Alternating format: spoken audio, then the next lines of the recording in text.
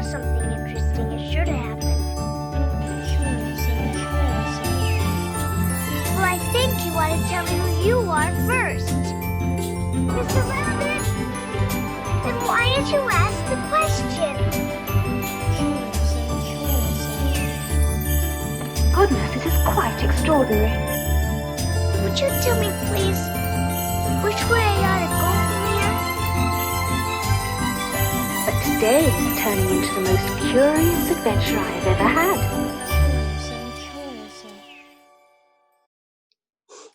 A big warm welcome to our listeners yet again. I'm Georgia Ellis, and thank you for joining me yet again as we tumble down another rabbit hole together. And today I can't wait to get curious with our guest, Christiane Karam. Now, she was born and raised in war-torn Beirut, and she is now the leader and founder of the award-winning ZilZALA, now hopefully I've pronounced that right, Ensemble, which blends classical, traditional and folk music from different regions of the Middle East and the Balkans with contemporary jazz. She is also the leader of the acclaimed Platonistas. Now you'll have to tell me later if I've pronounced them wrong. Balkan Choir. She has had the privilege of sharing the stage with some of the world's leading artists, has performed at world-renowned venues and festivals, and appeared in the documentary film The Music Instinct, Science and Song. In addition to performing, Christiane is an award-winning songwriter and film composer who explores human connection and the journey of healing and separation through the celebration and depth of the vast array of musical traditions she comes from. Christiane is currently on the faculty of Berklee College of Music as an associate professor in voice, ensemble, and songwriting. She is the founder and leader of the Berklee Annual Middle Eastern Festival and actively continues her work of bringing awareness and positive social change through music and the arts. So as a holistic practitioner, she's also committed to promoting wellness and balance through various mind-body practices. She's also a staunch activist for cultural understanding, tolerance, and nonviolent conflict resolution. And she was honoured by Berklee in 2001 for her outstanding contribution to international goodwill and understanding for a multinational peace concert she produced in the aftermath of 9/11. Now, I have to confess, Christiane's bio is amazing, and I had to chop a lot out of it so that we didn't spend the whole time talking about her bio. So let's get curious. Welcome, Christiane. Hi, Georgia. Thank you so much for having me, and so lovely to see you as always. Thank you. And my apologies if I didn't pronounce some of those titles correctly with my Australian accent, but I did my best. Oh, it was all wonderful. Every single person who gets acquainted with that part of my work stumbles on the word pletenica. It's amusing and endearing, but it's a Bulgarian word. So it's not usual for more, Western tongues. Yeah, beautiful. Well, I don't feel so bad now that I probably No. did a lot of damage to it. So there's a question, Christiane, that I ask all of my guests, a question that I ask everyone at the start of my podcasts. Mm-hmm. And I'd like to start our journey together with this question, which is, I want you to imagine that I am 7-year-old Ellis from Alice in Wonderland, and I'm skipping my way through Wonderland, and I bump into you. And I ask you, Christiane, what are you doing in this amazing world? What are you doing here? What's your purpose? Why are you here? How would you answer what you do and why you do what you do to a 7-year-old girl? Wow, that's so poetic and beautiful, and so clear to me. By the same token, my answer would be to remind everyone who needs to be reminded that there is light. And I think for those that are watching, I think that's really profound, considering there's beautiful light coming in on you right now from outside, which is gorgeous. So let's unpack that a little further. What do you mean about there is light? What does that mean? So what comes to me when I say that, or even when I heard you asking the question, is I'm reminded of kind of the very, metaphorical and very literal darkness I grew up with. In terms of lack of power and electricity and bomb shelters and very physically dark places, but also the very dense darkness of horror and what unprocessed grief and rage does to humans in terms of how they can unleash all of that on each other and create so much, just exponentially perpetuate that devastation. And the energy of that is it's very dark, and I almost drowned in it, and yet there was always a flicker of light inside me, and some of it came from my family, and some of it came from a knowing early on that there was an answer, and that my job was to follow that light, however dim the hope of it seemed sometimes. And it's been a very treacherous and winding road to it. And today in the world, I find myself in it a lot more than outside of it. And I feel that now my responsibility is to relay that message, that that journey is possible. Beautiful. And one of the things that I know a little bit more about your background than what we have actually, mentioned in your bio, and I'm hoping that we can delve down some of those stories and journeys that you've been on. So, one of my first questions is around. So, right now you're an extremely successful professional artist in the realm of a lot of different realms, actually. However, you didn't start that way. And I'd really be curious to know some of the earlier influences and some of the earlier things that sort of got you to where you are today, good, bad, or indifferent. What's been your journey to get you to this point of being able to teach what you teach and perform and do, I guess, part of your passion and bring that to life? Thank you. Very big questions you have for me today, Georgia. And so that too it was a winding process. I started out as a very curious, insatiable child in that way. I asked a lot of questions. I was very artistic. There's both. I come from a family that's very, very rich, but at the same, there are a lot of seeming contradictions, but a lot of contrast for sure. And so part of the contrast was that there was simultaneously, a lot of science in my family and a lot of art. But there was a lot of the convention and the dire circumstances that we grew up in made for more pressure in terms of choosing a safer profession and so on and so forth. So I grew up, painting and playing music, and it was a very stark contrast to what we were experiencing. The daily regimen was one of fear and fear for our lives and just the survival mode at the most extreme. And yet our family succeeded in keeping us curious and educated and involved and engaged, which are all chops that I'm finding, are coming in real handy during this particular crisis we're all experiencing right now. And I had an equally insatiable curiosity for, science, but also metaphysics. And I was reading books about that from very early on. I had what one would call today like extrasensorial sensory experiences, and I was passionate about biology and science and the anatomy. I was drawn very early on to what we today call the mind-body connection. Even at that time I was just ravaging books about psychosomatic medicine, which was an emerging field, and I was very passionate about pursuing that, and I was torn because I loved arts and writing equally. And then, it was there were a lot of layers to why those early experiences were difficult, and that led to eating disorders again as a teenager, and some dark pockets, and that all resulted in me volunteering at a hospital.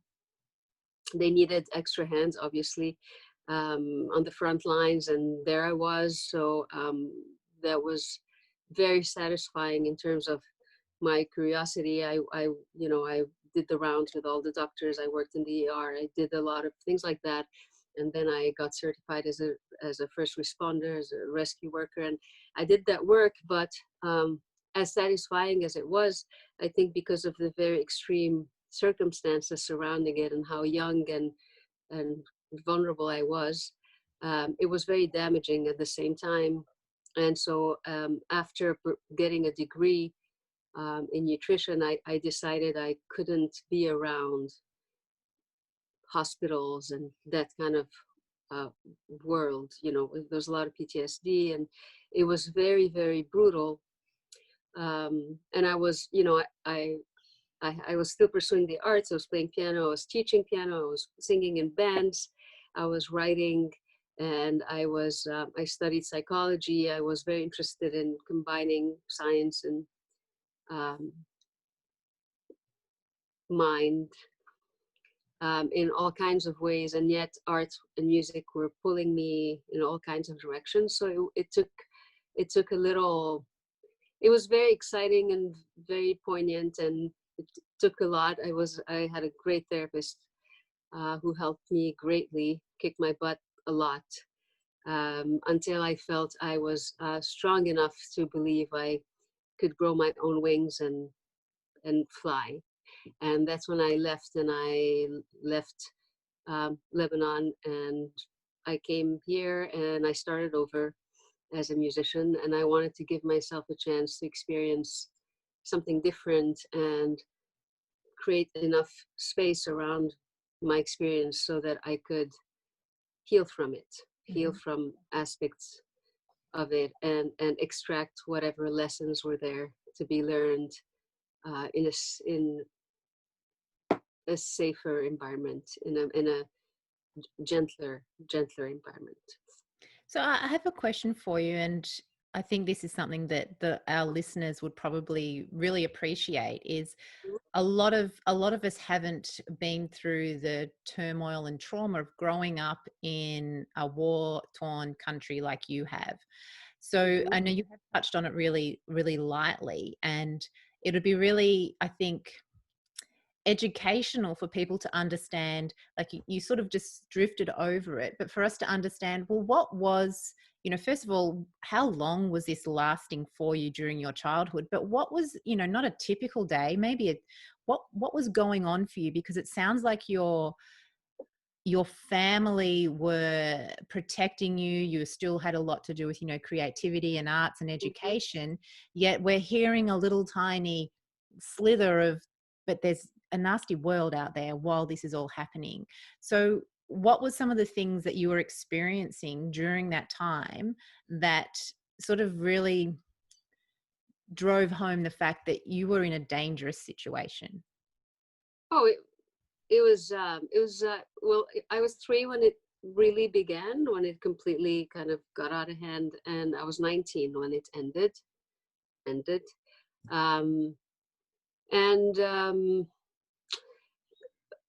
There was no typical day because it was very hard to know what anything was going to look like. So we were out of school for months out of the year.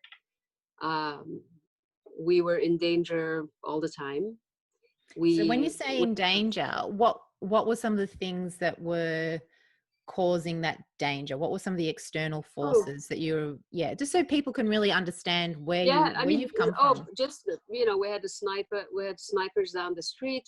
Our apartment building was bombed every other day. Our apartment was bombed. There were car bombs everywhere. my my father was stuck, unable to come home, kidnapped. People people were taken hostage, people were killed. Grocery stores supermarkets were blown up, um, and raids. I mean, sometimes you can leave the bomb shelter for nights at a time, and um, it's it's another reality, right? But in the midst of it all, we just managed to still go to school, whenever it felt safe to go to school. And we did Lebanese people are known for their very particular brand of resilience, because of I believe because of what we've been through over decades, really. And so we love to party, and we love life, and we're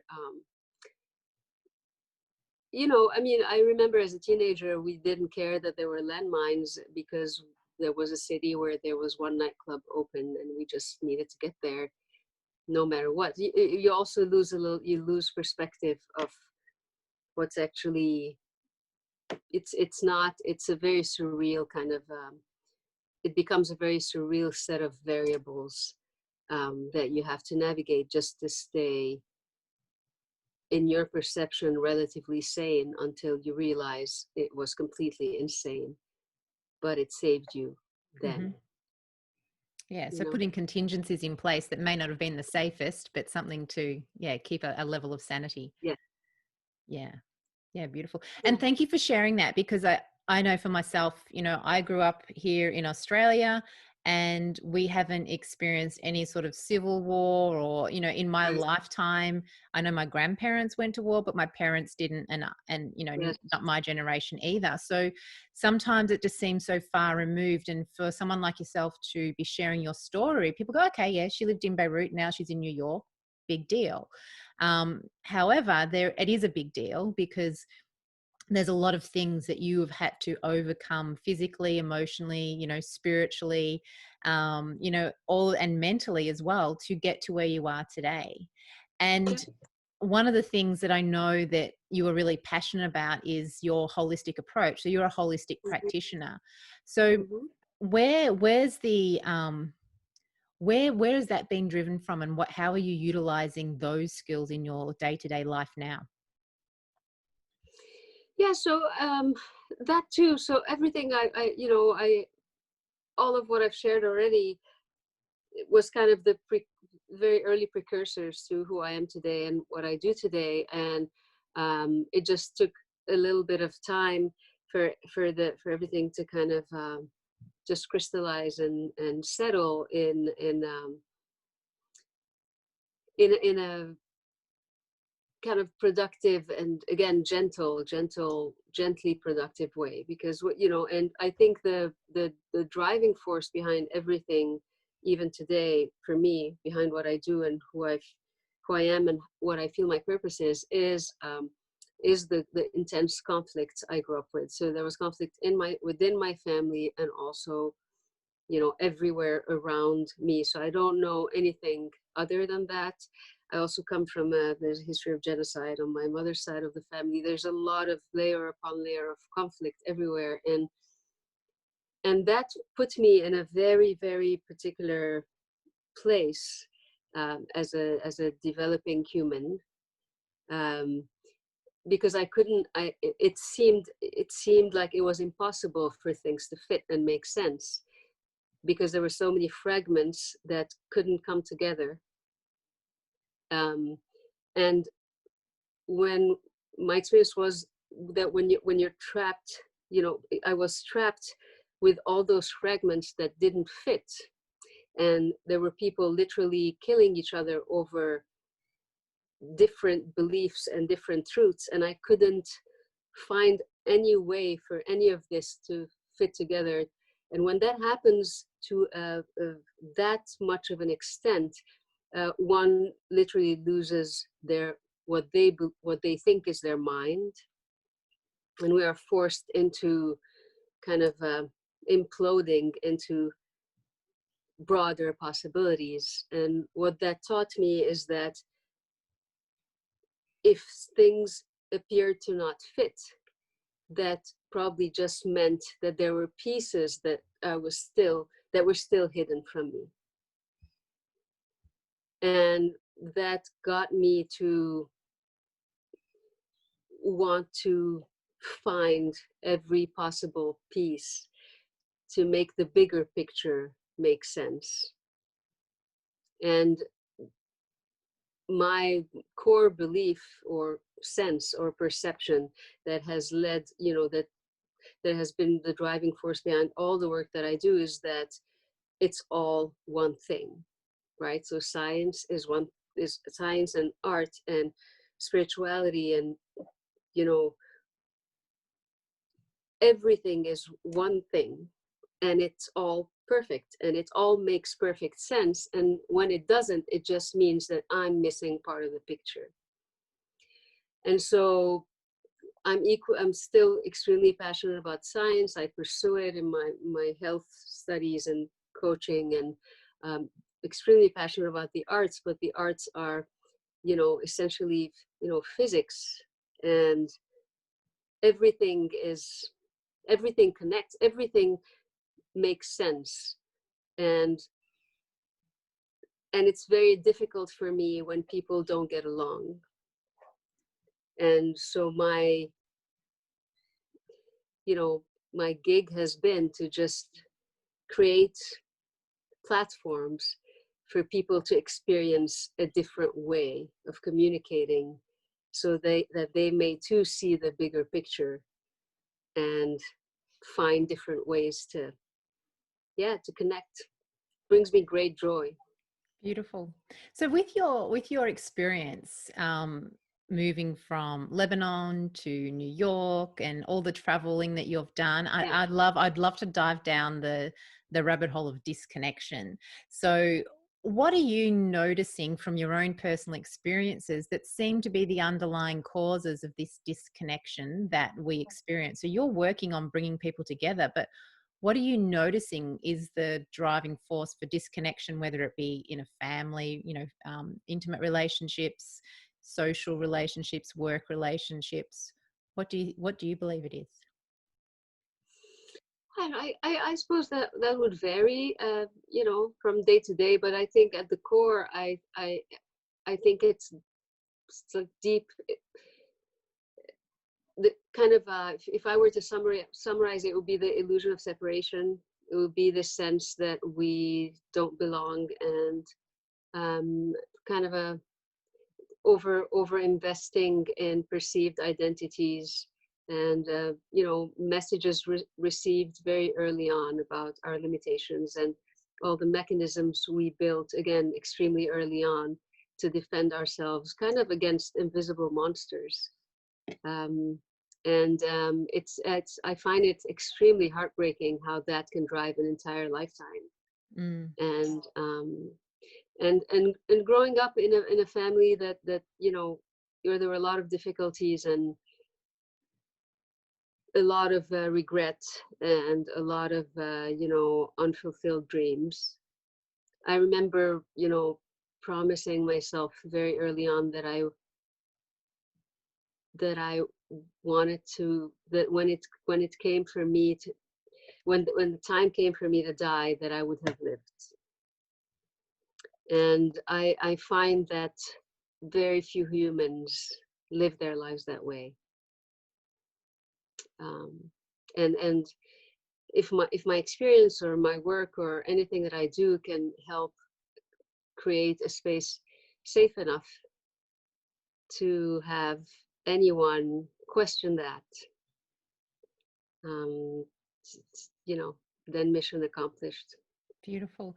And you're doing some amazing work to bridge that gap of the illusion of separation, to bring people together and connect more through your own gifts and your own talents. So what are some of the things that, what are some of the solutions that you're bringing forth, and what are some of the results you're seeing through what you do to help bring greater unity and, to break down those barriers of separation? What are you noticing and doing? So a lot of what I did for many years was do it through music and culture.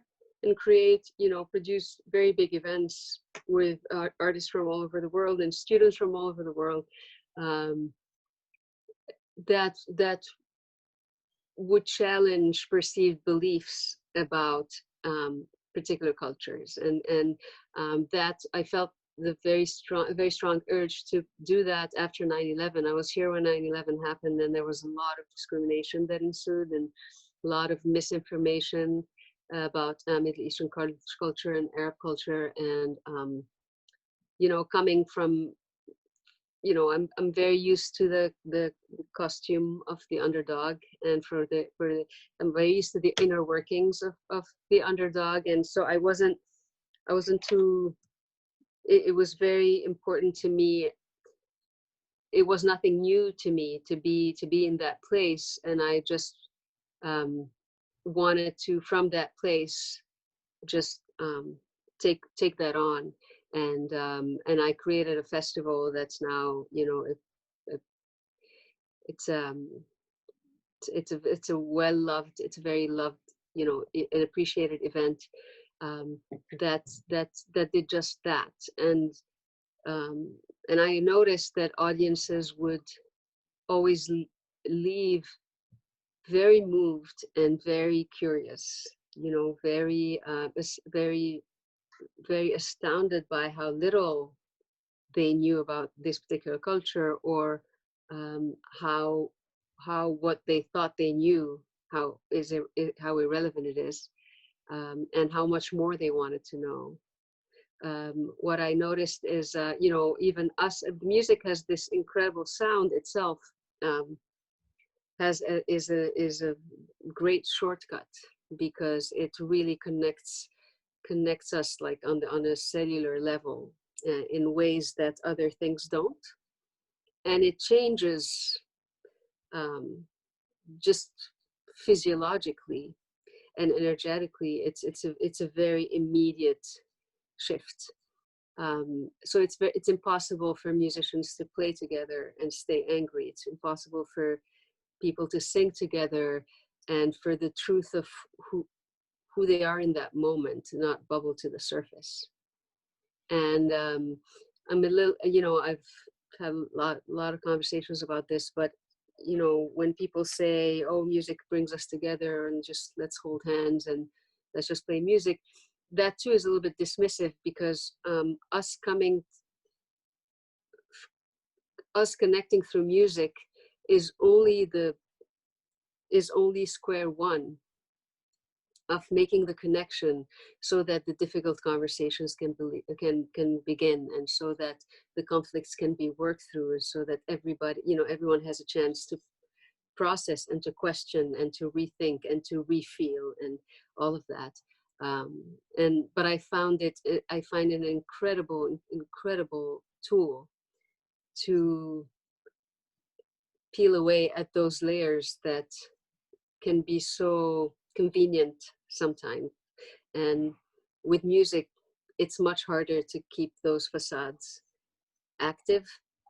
And so I have learned so much from so many artists I've worked with, and it's this kind of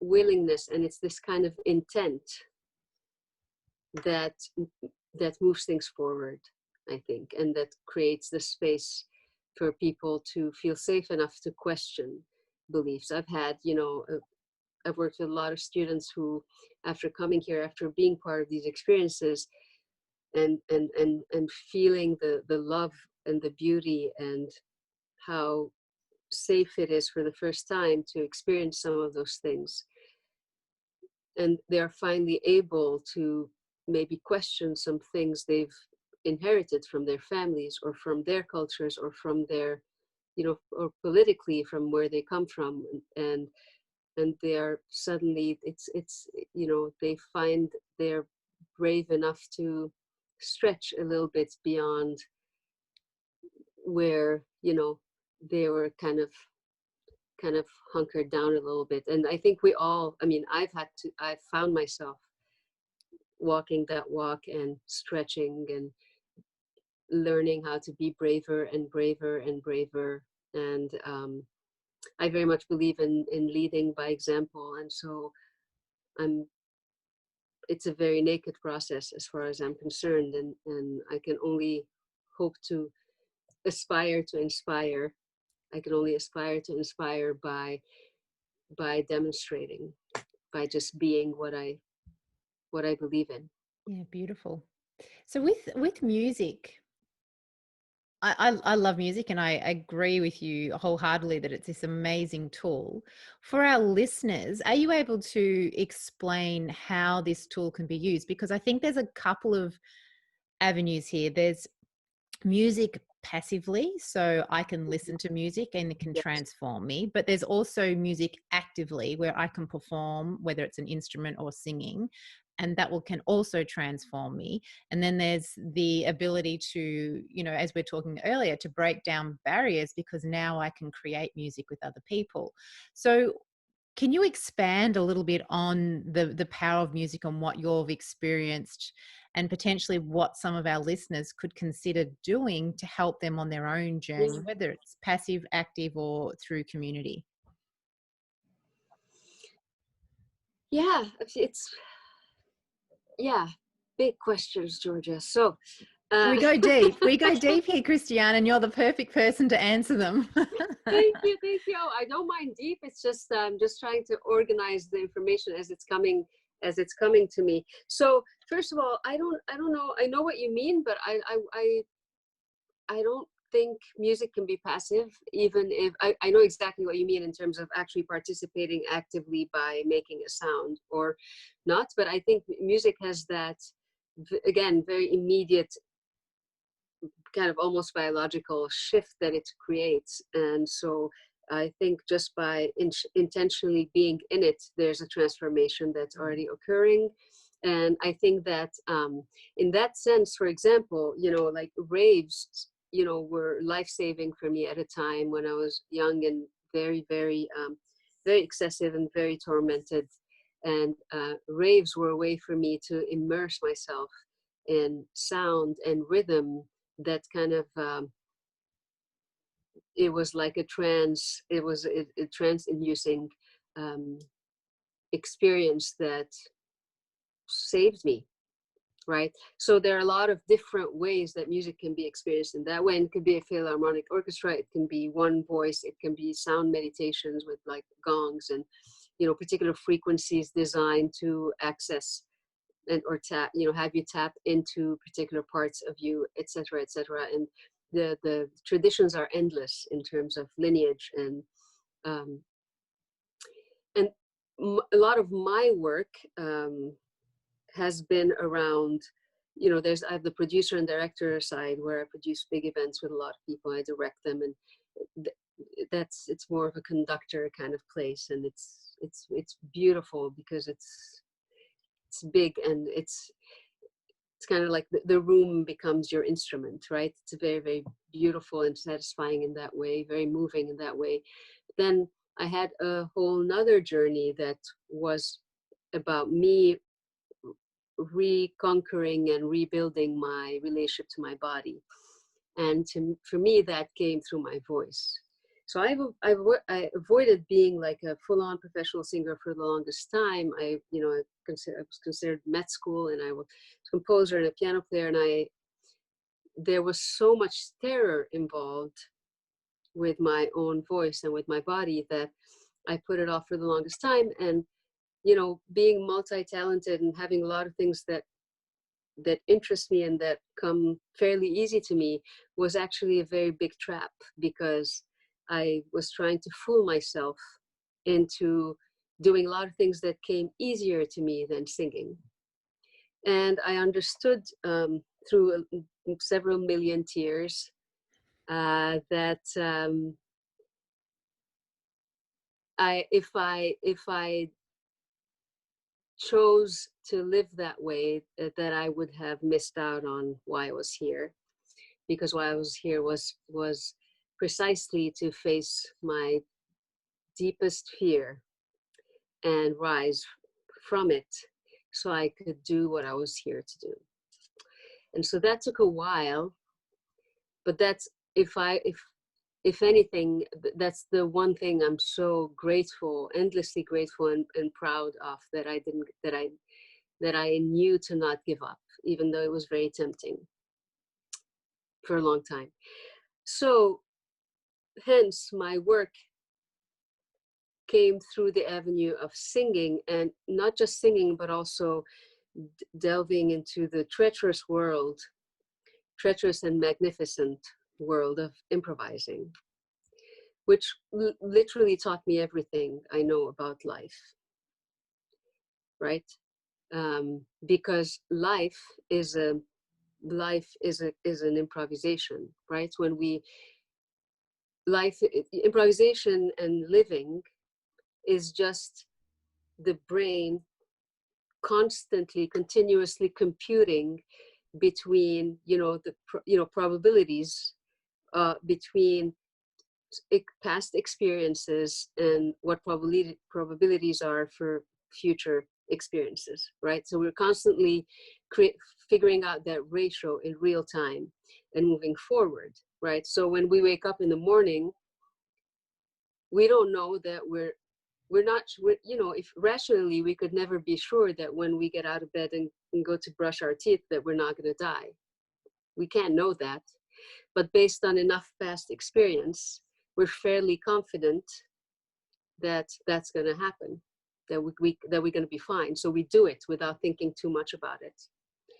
When trauma occurs in any particular situation, it destroys that confidence in any particular outcome. So having come from that, I learned that each one of us has some kind of a war hiding somewhere, and working with a lot of humans, and not all of them professional singers, but working with a lot of humans on ways to bring out their own voice, showed me that there was no shortcut in finding where that war was and clearing it. And so, to answer your question about the active part, or, I'm a very big believer in the human voice, and that we all have one, and that it's one of our main ways to interface with the world. It's where our words are spoken or uttered from, and it's a mechanism, it's an instrument, and it's not only our voice in our bodies, but it's also our voice in the world. And what I've learned is that if we haven't cleared and clarified our voice in our bodies, that our voice in the world is compromised. That's really profound. So a lot of the work I do is around improvisation and the human voice, and how, the dynamics of a circle, and the dynamics of when do we take up space and when do we not take up space, and how that varies, from one person to another. And it's a dynamic process where sometimes taking up space is a good thing, but sometimes taking up space means we default to that because that's how we have learned to be safe. And sometimes not taking up space to make space for others is a good thing, but sometimes it's under the guise of leaving more space for others, but it's also staying quiet because that's what we have learned is safer. So it's working with all those layers in a group until every person has the courage to, step into the circle a little bit more with their own voice. And I'm so privileged to have witnessed incredible breakthroughs, and it's incredibly rewarding. And the only reason why I accept the privilege of doing this work is because I experienced it myself, and I've walked that road, and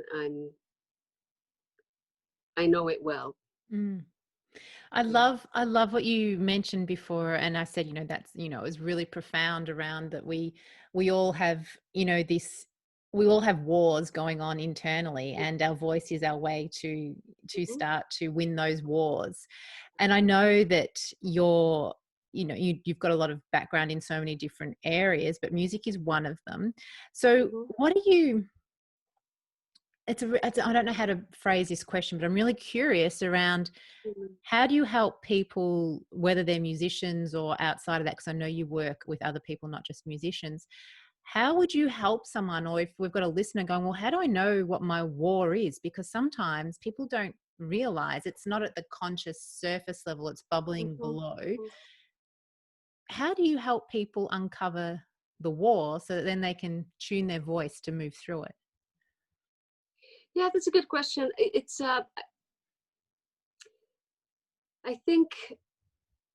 think on some level we all know, and it's typically where we don't want to look until it becomes impossible to not look. So it's And generally the thing so, we're pretending not to know, but we do know.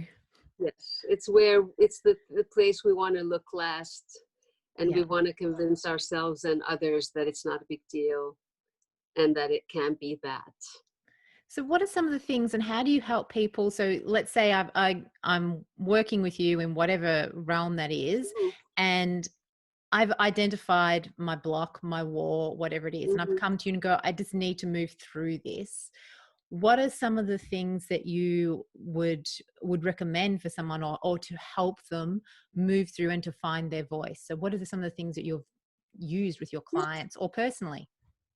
Well, a lot, again, to me it's not an instant process, and it's not a linear process. So what I've learned in my experience is that it was a very, very kind of unrelenting, unwavering commitment to get through it. And I have not, I don't find that to be very, very common. And I think that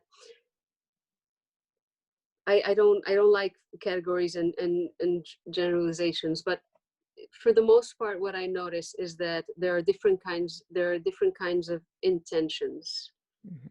There are the ones, there's something about extreme experiences that either make us or break us, right? And so for a lot of people who are there, who are literally on their knees, they're out of options, and the suffering and the limitation are very clear. And so when that happens, um, it's kind of like that quote of like the the pain of staying in the bud became greater than the fear of blossoming, right? Um, so that's a workable beginning, because the pain is so big that, okay, just I'll do anything, just I can't live like this anymore. There's that. And then there's a category that thinks, they thinks they want this or that, but through a little bit of uncovering, realize that not really. So with that work, with a few steps within that work, there's a very clear discrepancy between what, and we've all experienced that, right? I have to keep myself in check all the time Mm. when I say I want this, and it's probably not happening because of that, until I line it all up and I realize that it's not happening because I'm not doing the actionable things that would lead to what I say I want, which automatically bring me to the conclusion that clearly I don't want it enough. So what is it that I want instead? If I'm, and so the solution is clearly to change my words to match my actions, if I can't change my actions to match my words. So that's typically a place where a lot of people choose to just quit or not continue, or because they're just content. And then there are people who are extremely committed and who I think trust is a very big is a very, very big variable. But trust can only occur in a mutual way. It can only happen when you're ready to. So when I work with clients or anyone who is in my workshops or one-on-one, typically breakthroughs happen gradually, and when there's enough of a safe space that's been established. And the other variable is that, and I was in group therapy for years. I've experienced, and I was in musical groups also in workshops and places where this vulnerability was absolutely intolerable, but I still wouldn't have the courage to say what was really going on, or to sing, or to speak, or to voice. And when I went home, when I left that situation, not having sounded my truth, the pain of that was a million times more intolerable.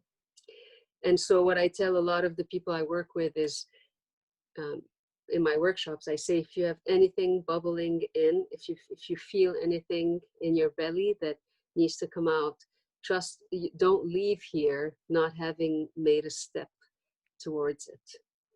And I usually say that when I sense that I can see it starting to happen for some people, but I also see the reserve and the fear and the old beliefs. And then it's miraculous when that happens. And when that courage is there, and somebody just jumps in, and it's very contagious.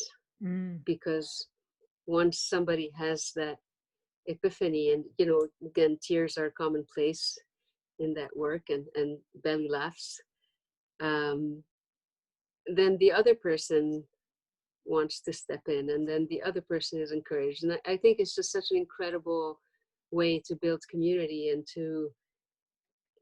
it just puts us right here and right now, and right where we are, and it's all okay, and it's all beautiful, and nothing needs to be what it's not. I love what you're saying there. And if I could summarize at a high level the steps, but they're not steps, right?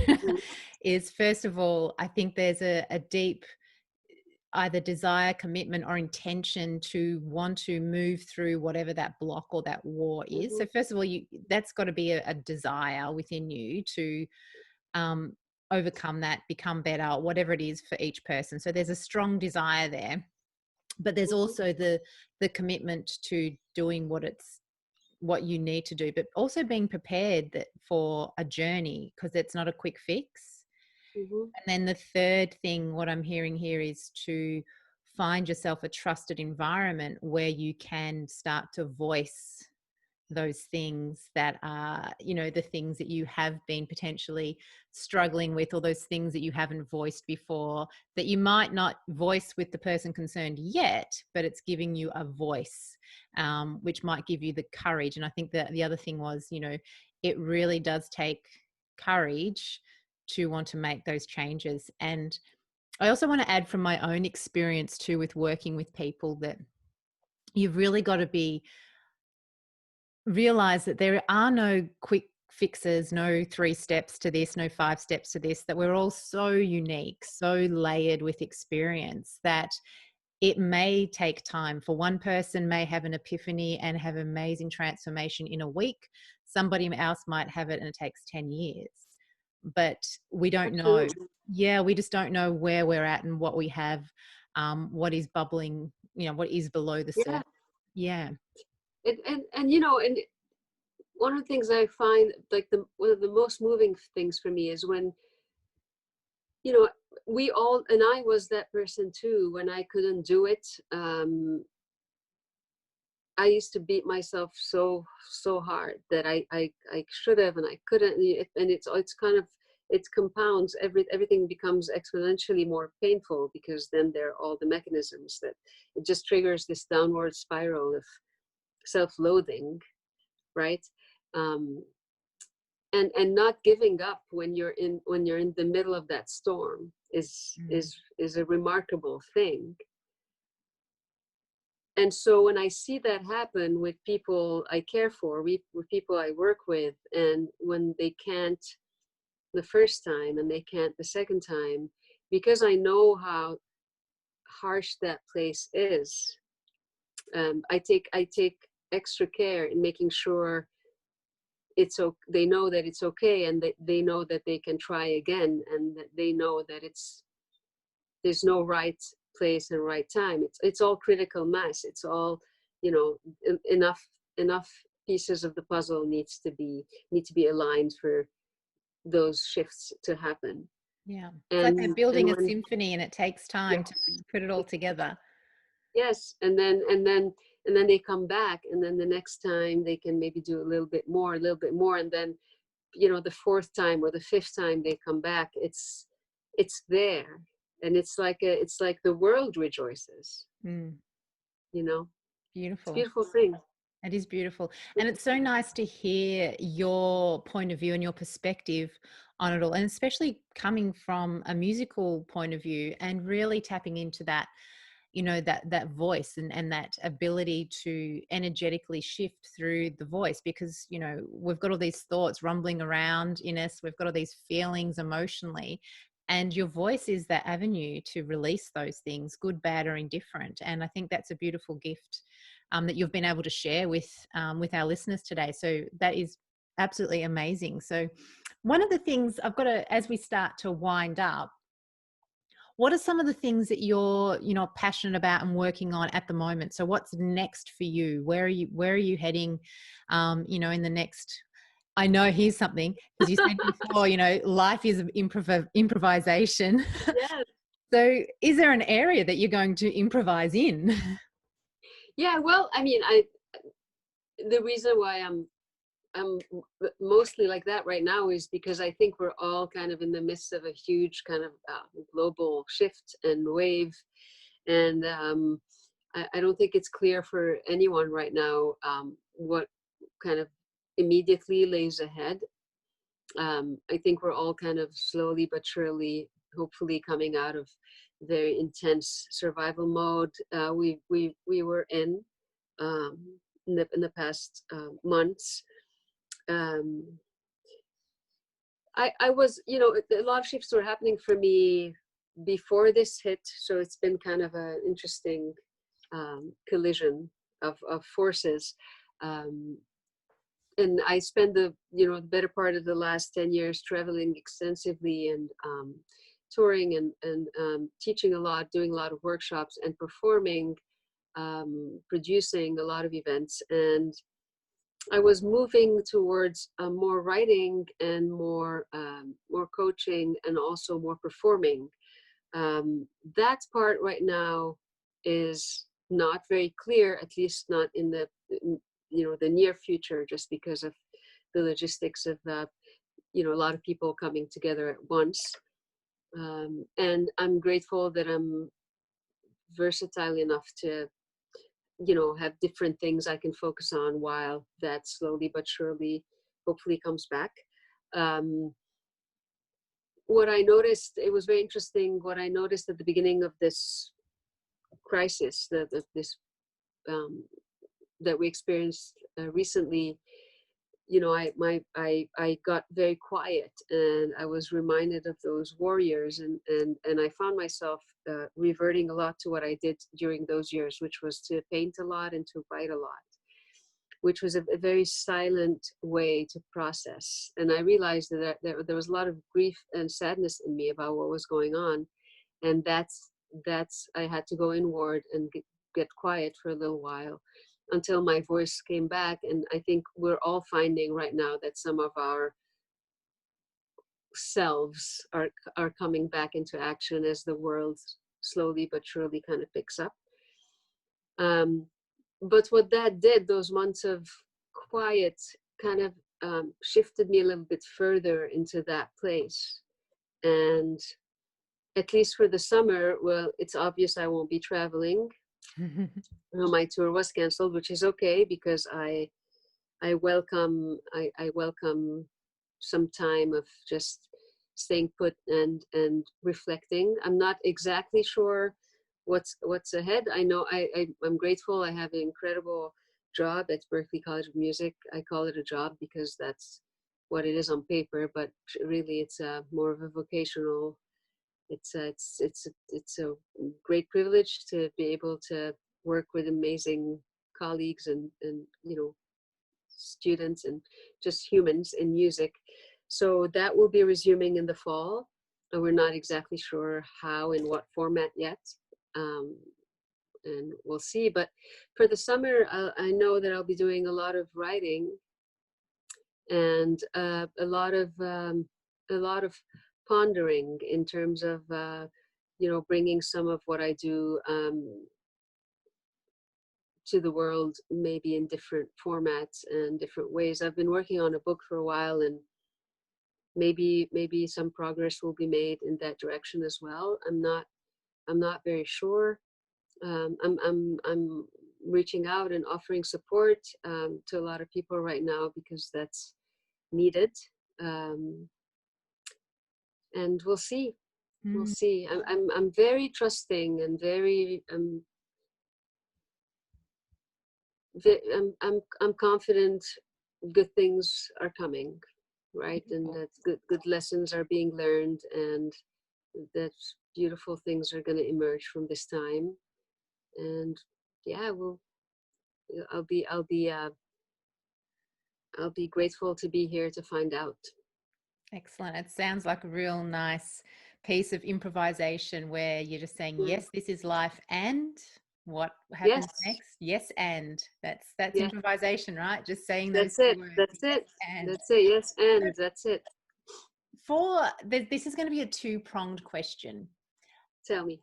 So what I'd love you to pan out and view your life in its entirety up until this point, and think about what has been I know there's probably a lot, but what would you say would be your greatest lesson, which then could morph into what could be some, I don't like using the word advice, but what could be something that you would like our listeners to walk away with, having heard your story and heard your journey? So panning out, what's the greatest lesson so far, and how could that help our listeners? Yeah, so A, it's worth it, and B, it's worth it. So can you expand on that for our listeners? Yes. What do you mean by that? Yeah, so I think the greatest challenge, like the greatest difficulty for me, like the most significant shift, was to come into a place where it felt safe enough and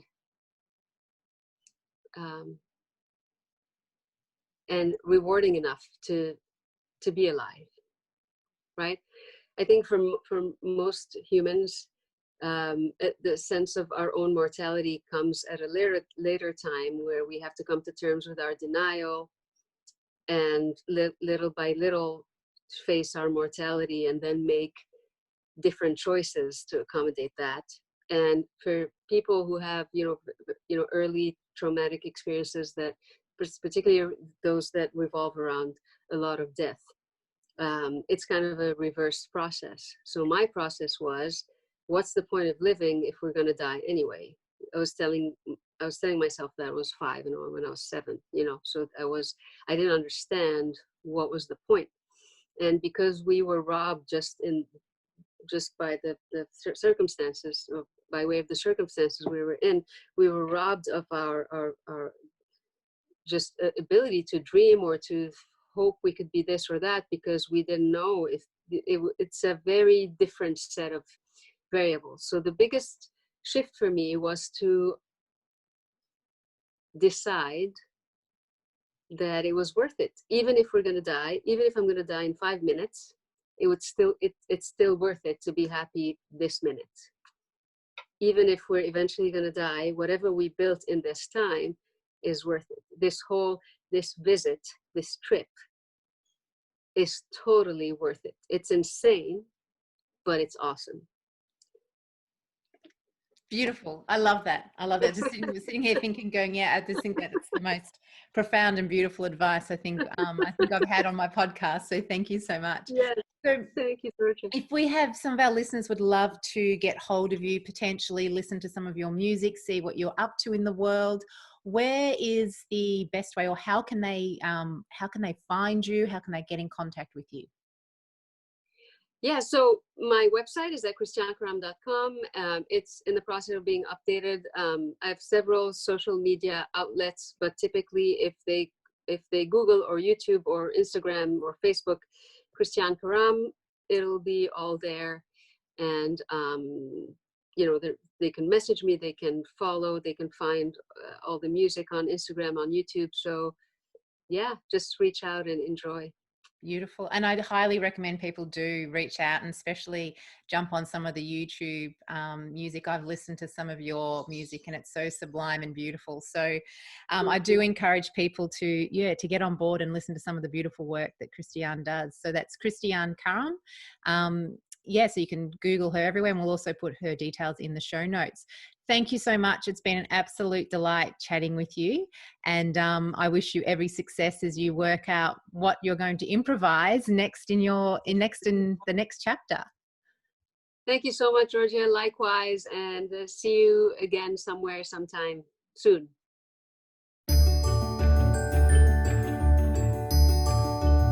Today is turning into the most curious adventure I've ever had.